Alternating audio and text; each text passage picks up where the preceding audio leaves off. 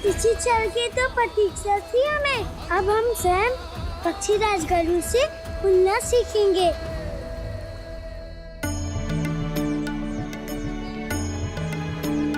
कितना सुंदर है ये नगर।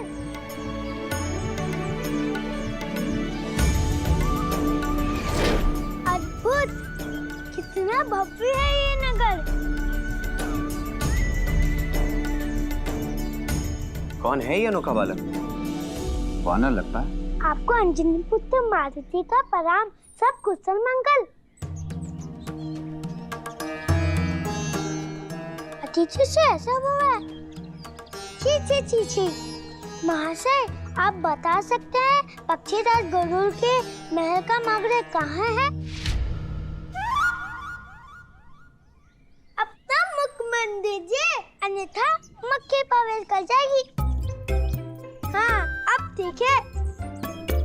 परंतु मुख बंद कर लेंगे तो मावड़े कैसे बताएंगे? धन्यवाद।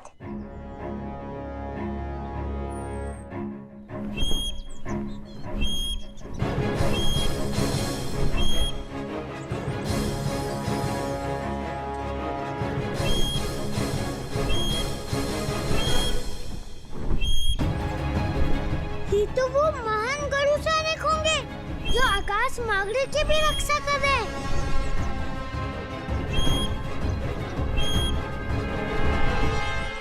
सावधान! पक्षीराज गरुड़ सभा में पधार रहे हैं।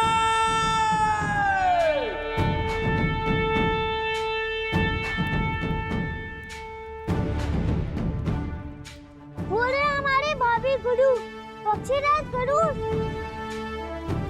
जाके उनके चरण पकड़ लेते हैं। वो अवश्य हमें अपना शिष्य बना लेंगे।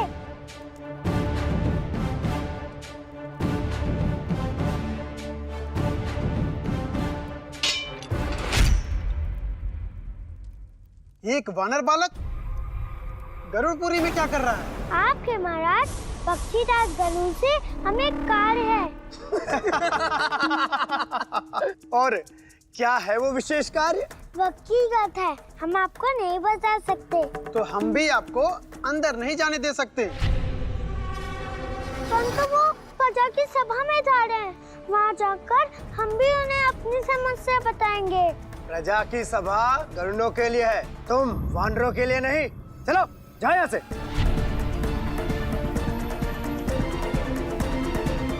ये कैसी विडंबना है प्रभु।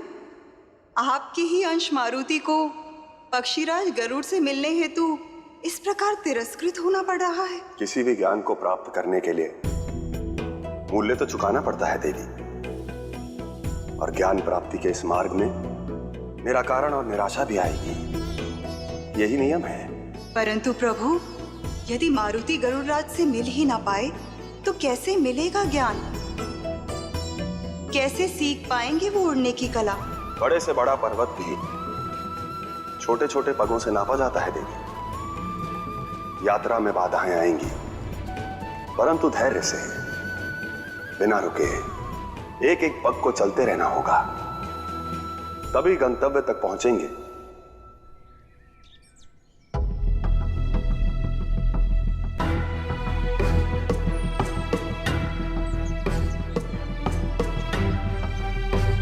क्या करें, यहाँ तो प्रवेश करना असंभव लग रहा है। तो क्या लौट जा सुमेरु? ये संसार कर्म प्रधान, हमारे हाथ में कर्म का फल नहीं, केवल हमारा कर्म है। और यदि पूरी निष्ठा के साथ अपना कर्म करे तो फल सकारात्मक ही होगा।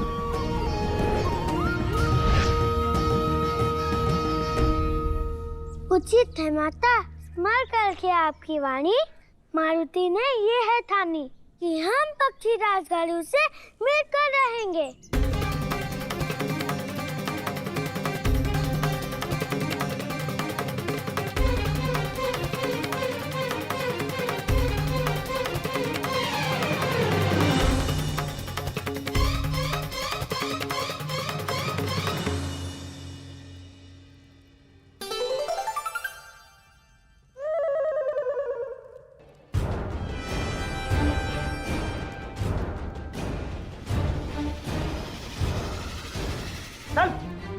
अब की बार काल कोठरी में डाल दूंगा उदंड वानर।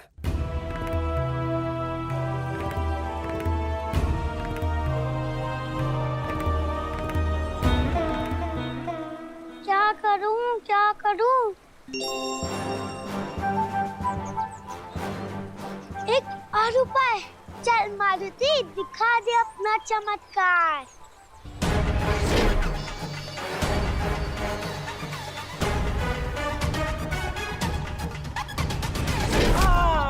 क्षमा करना सैनिकों। अरे ये वानर वाले कौन है? पकड़ो इसे। प्रभु, मारुति की ये दशा हमसे देखी नहीं जा रही। किस प्रकार भूख प्यास से जूझते हुए पक्षीराज से मिलने हेतु वो व्यर्थ प्रयास किए जा रहे हैं। जितनी उनकी चेष्टा विफल होगी, उनकी निराशा उतनी ही बढ़ जाएगी। और इससे आरंभ होगा इस लीला का आगामी अध्याय, जिसके अंतर्गत मतंग ऋषि माता अंजनी और राजा केसरी से मिलने उनके द्वार पहुंच चुके हैं। देवी, आपने हमसे कहा था कि मारुति की ऊर्जा को उचित दिशा में संचालित करने का उपाय ढूंढना होगा। हमारे पास इसका हल है। क्या हल है गुरुदेव? इस विषय में गंभीरता से हमने सोचा है महाराज। ऊर्जा का स्पष्ट संबंध गति से, तभी मारुति में इतनी चंचलता है। वो एक स्थान पर स्थिर नहीं रह सकते। हम आपका तात्पर्य समझे नहीं ऋषिवर। गति को यदि नियंत्रण में करना है तो आपके कुल देवता वायुदेव से योग्य और कौन है इस कार्य के लिए? वायुदेव? मारुति केवल आप दोनों के ही पुत्र नहीं है महाराज, वो सुमेरु के पुत्र भी हैं। वानर कुल के भविष्य है। बुद्धि, विवेक, ऊर्जा सभी है उनमें, केवल नियंत्रण करने की आवश्यकता है। इस कारण आप दोनों को वायुदेव से प्रार्थना करनी होगी कि वो मारुति का मार्गदर्शन करें। आप दिव्य दृष्टा है ऋषिवर। आपका ये उपदेश हमें उचित जान पड़ता है। हम अविलंब ही वायुदेव की पूजा का आयोजन करेंगे ताकि उनके आशीर्वाद से हमारे पुत्र का कल्याण हो।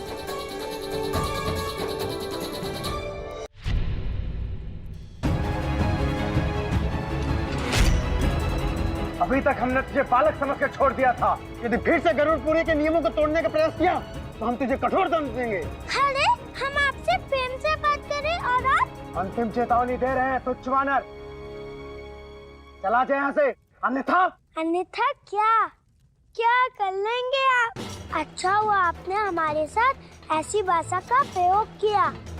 अर्थात अब तक हम गरुड़पुरी के नियमों का पालन कर रहे थे, परंतु अब हमें पता चल गया है कि आप हमारे भाभी गुणों से हमें मिलने नहीं देंगे। अब तक आपने शांत और सुशील मारुति को देखा है, अब होंगे दर्शन उदंत और कुटिल मारुति के।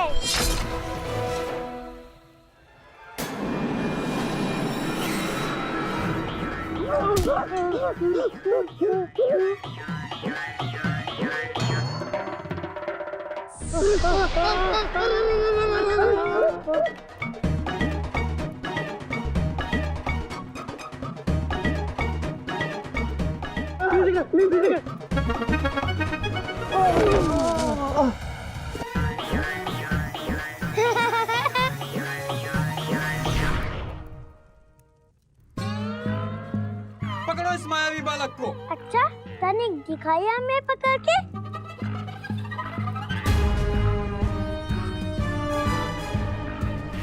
पकड़ो इस बालक को। कहाँ गया वो वानर बालक? क्या हुआ? लगता है आप लोगों ने भोजन नहीं किया, तभी भाग नहीं पा रहे। संती जी गति बढ़ाइए। वाह चल बालक, अभी दिखाते तुझे। रुक।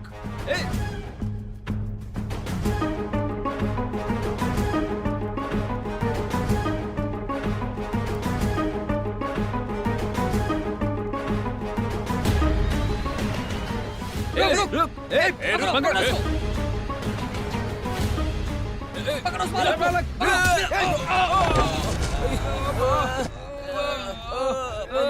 पकड़ो उस बालक। पकड़ो, भागे ना।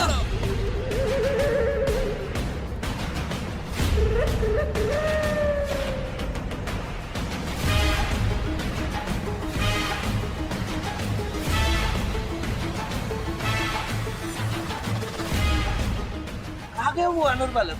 कहीं दिखाई नहीं दे रहा। एक काम करते हैं, उस तरफ देखते हैं। चलो आओ। चलो चलो।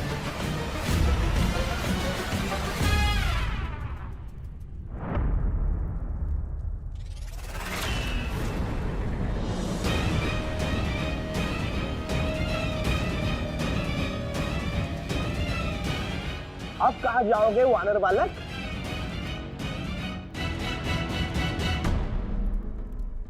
हमारी चमत्कारी पूछ दिखा दीजिए अपना चमत्कार इन लोग को।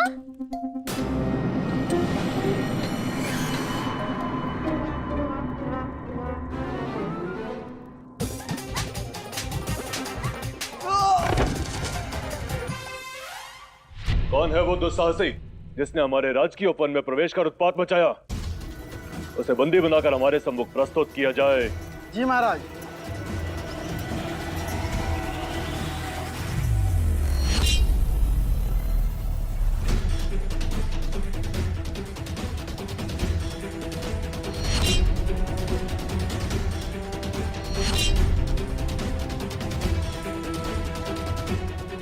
सावधान वानर, आत्मसमर्पण कर दे, अन्यथा तुझे बंदी बनाकर हमारे राजा महाराज गरुड़ के पास प्रस्तुत करेंगे हम। हो गया हमारा काम। ओ, इतनी सारी वीर योद्धा, इनसे कैसे लड़ पाएगा वानर बालक? लो, हमने हार मान ली। ले चलिए बंदी बनाकर अपने महाराजा के पास। चलो।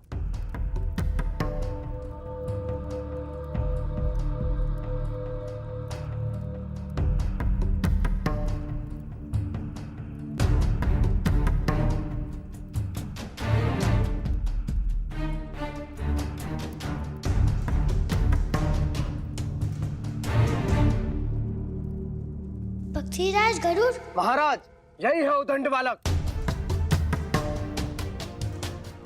ये तो एक वानर है। पहचान लिया हमें। तो इसीलिए तुमने इतनी उछल कूद मचाई है।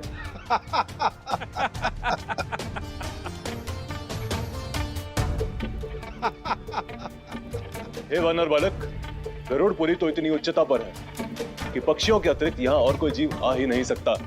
हमें आश्चर्य है कि तुम इतनी ऊंचाई तक पहुंचे कैसे? संपतन, आप हमारा परम स्वीकार करें। गरुड़राज, हम कृषि नंदन अंजलि पुत्र मारुति हैं। हमें यहाँ पहुँचने में सैकड़ों संकट आए, परंतु हमें आपसे मिलने की तीव्र इच्छा खींच लाई। अच्छा, और क्यों जागृत हुई ये इच्छा? हमें आपसे उड़ने की कला सीखनी है महाराज। कृपया आप हमें अपना शिष्य बना लीजिए।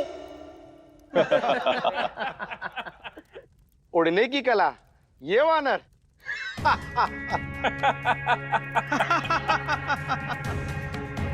तो एक वानर होकर तुम उड़ने की इच्छा रखते हो और तुम चाहते हो कि हम पक्षीराज गरुड़ तुम्हारे गुरु बन जाएं। तो अब वानर भी उड़ेंगे? मूड वानर, ऐसी मूर्खतापूर्ण बातें कहां सीखी तुमने? वानर हो, वृक्षों पर उछल कूद करो, मनोरंजन करो। ये उड़ने का स्वप्न मन से त्याग दो मूर्ख। सत्य कहा आपने मंत्री जी। वानर वृक्षों पर उछल कूद करते हुए ही अच्छे लगते हैं, आकाश में उड़ते हुए नहीं। वानरों का कार्य है पूंछ उठाकर मनोरंजन करना, पंख फैलाकर नभ में विचरण करना नहीं। समझे बोले बालक? महाराज, क्या दंड दिया जाए इस मूर्ख को? भरी सभा में जो तुम्हारा तिरस्कार हुआ है वही तुम्हारा दंड है। क्यों वानर, लज्जा आ रही होगी ना स्वयं पर? भूलना मत इस अनुभूति को, और भविष्य में कभी भी ऐसी मूर्खता करने का विचार भी आए तो आज का दिन स्मरण कर ले। और यह भी स्मरण रखना कि वानर कभी उड़ नहीं सकते, कभी उड़ नहीं सकते। सैनिकों, ले जाओ इसे और गरुड़पुरी की सीमा के बाहर फेंकाओ। ले जाओ।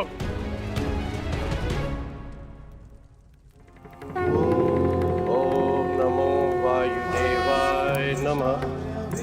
ओम नमो वायुदेवाय नमः। ओम नमो वायुदेवाय नमः। महाराज केसरी, देवी अंजनी, यज्ञ संपन्न हुआ। अब आप दोनों वायुदेव के सामने अपनी प्रार्थना रख सकते हैं। हे वायुदेव, कृपया हमारे पुत्र का मार्गदर्शन कीजिए ताकि उनका हर कदम धर्म और सत्य की ओर हो। हमारे पुत्र को शक्ति देना प्रभु, ताकि वो मार्ग में आने वाली हर कठिनाई का सामना कर सके। जा जा वानर, यहाँ से आया है उसी घने वन में वापस लौट जा। गरुड़ राज को अपना गुरु बनाने आया था ना तू? सीख मिल गई कि वानर कभी उड़ नहीं सकते। प्राण दान मिला है, चल जा लौट जा।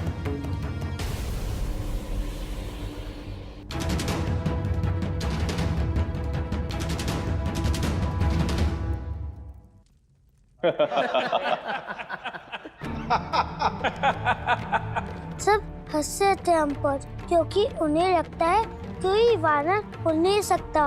उससे पूर्व कोई वानर उड़ना नहीं, यही सत्य है। परंतु उससे बड़ा सत्य हमारी ये है कि हम एक बार उड़ चुके हैं।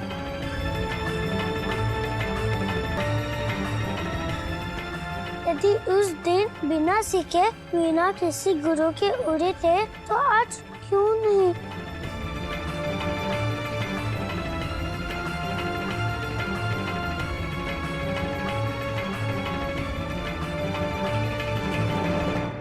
हम ये सिद्ध कर देंगे कि गरुड़ की सहायता के बिना ये वानर उड़ सकता है।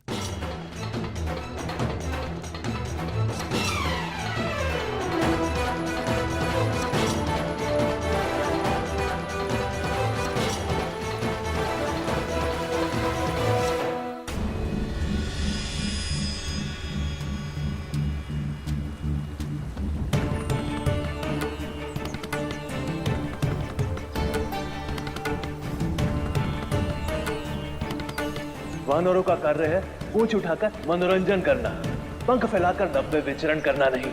और यह भी स्मरण रखना कि वानर कभी उड़ नहीं सकते। सैनिकों, ले जाओ इसे और गरुड़पुरी की सीमा के बाहर फेंको। जा।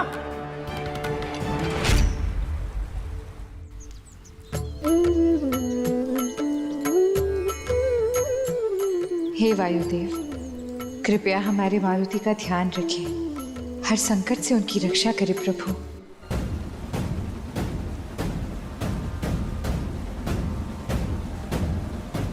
जो एक बार हुआ वो दूसरी बार भी होगा। हम फिर उड़ेंगे।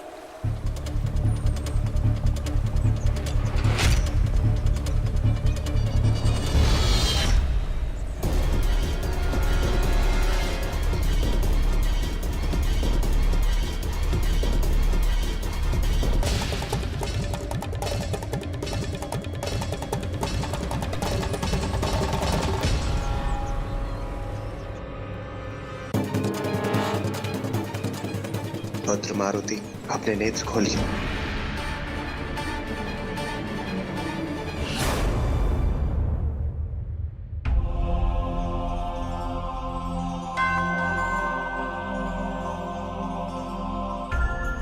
कौन है आप? कोई देवता है? वायुदेव है हम।